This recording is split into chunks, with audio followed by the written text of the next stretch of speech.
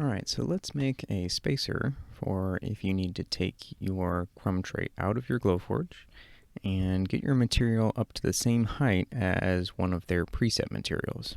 That way you don't have to actually type in your own settings. You can just trust their settings. So I'm going to be using the thick cherry plywood setting, which is 0.209 inches tall. And I've already measured a few things with a dial caliper.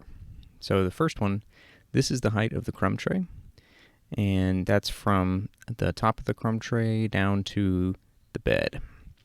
This little thin one is the lip on the crumb tray, because you'll notice that the honeycomb pattern is actually a little bit lower than the top of the crumb tray. So what I'm going to do is I'm going to snap that on there with it on the underside of it. And you can tell that they're overlapped because I've actually made it where these have slight opacity to them, so you can see it gets doubly dark when you've got them overlapped.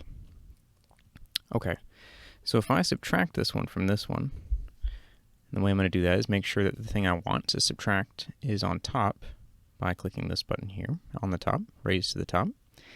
Then I'm going to select them both by clicking and dragging, and I'm going to click difference. And now I've got something that's just the height of the actual honeycomb pattern. So we've got that now. I'll move that back over with these other two. And these other two, this one is at 0.209 inches. So it would be on top of the crumb tray. So we'll place it right there. And this other one is the thickness of my actual material. This is a cutting board that somebody's making at the space. And so I want the cutting board to rest right at the top where this piece would be. So right at the 0.209 inches above the crumb tray. So I'm just going to overlap those. And this space from here to here is the actual height of the spacer that I need. Now you could do this all with just a bunch of algebra.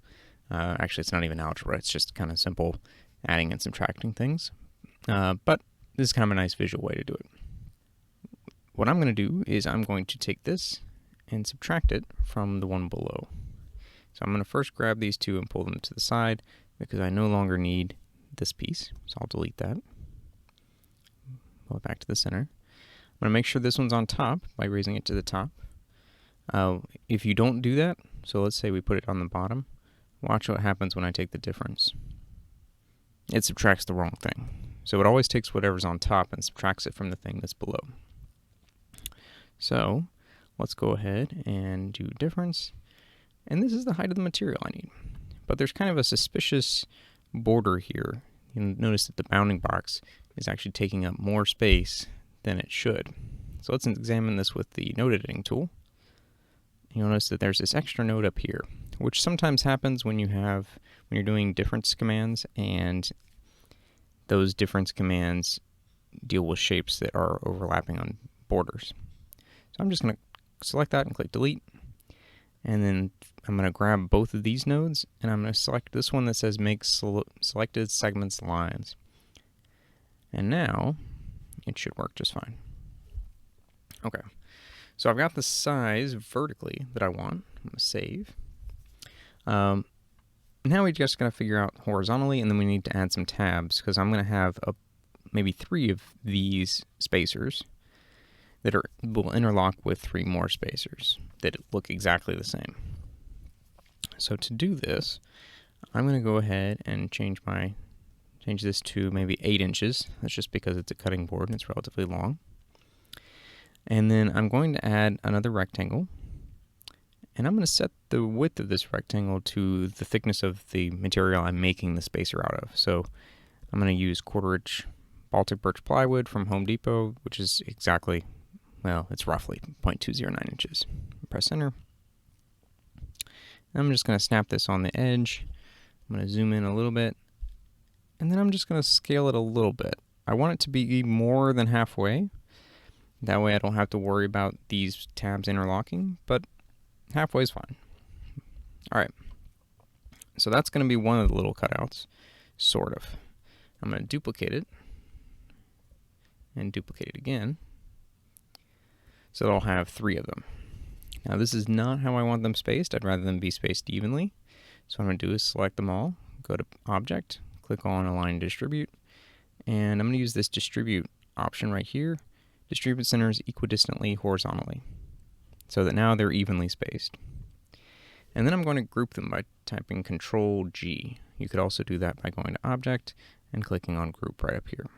So Control G, and this is going to allow me to now use some snaps to align it. So snap midpoints of bounding box edges, I'm going to click on that one, so then I can snap it right to the middle. See? So now I have 3 evenly spaced tabs that are exactly at the middle of the material. Now the last thing I'm going to do is I'm going to stretch this up a little bit. And the reason I'm doing that is to avoid that issue that we saw earlier, where when we subtracted one shape from another, it left some weird artifacts. This makes sure that it's actually cleanly cutting through everything. Now I'm going to ungroup them, because if I try to subtract them, well, let's show you.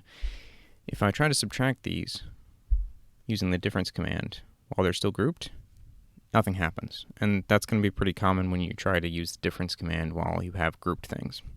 So I'm going to ungroup these, I'm going to union them together, and now I'm going to take the difference between them. And there we go. So all I need to do is print out 6 of these, so they'll stack. Let's just kind of demonstrate that like this. And then there will be 3 more that are going to be at right angles to this. So they kind of fit into those slots. Now this would actually be rotated, so don't worry about it too much, but that's roughly how it's going to look. So let's delete that. And I'm going to go ahead and make more of these. I guess I could snap them to the bounding boxes and then use the arrow keys to space them out just a little bit.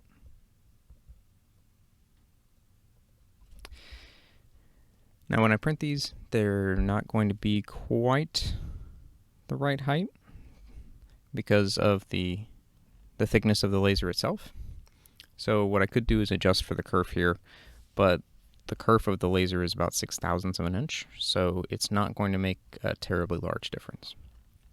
So now all I have to do is I'm going to change these so that they don't have a fill and instead have a stroke.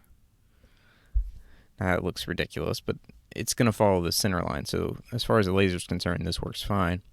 I just don't like the way it looks, and so we'll go in here and we'll change the stroke style, and we'll reduce that.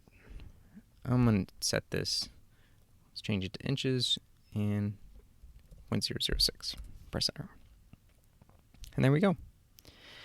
So if I wanted, I could go ahead and laser this out, interlock the pieces, and then place that cutting board right on top of it.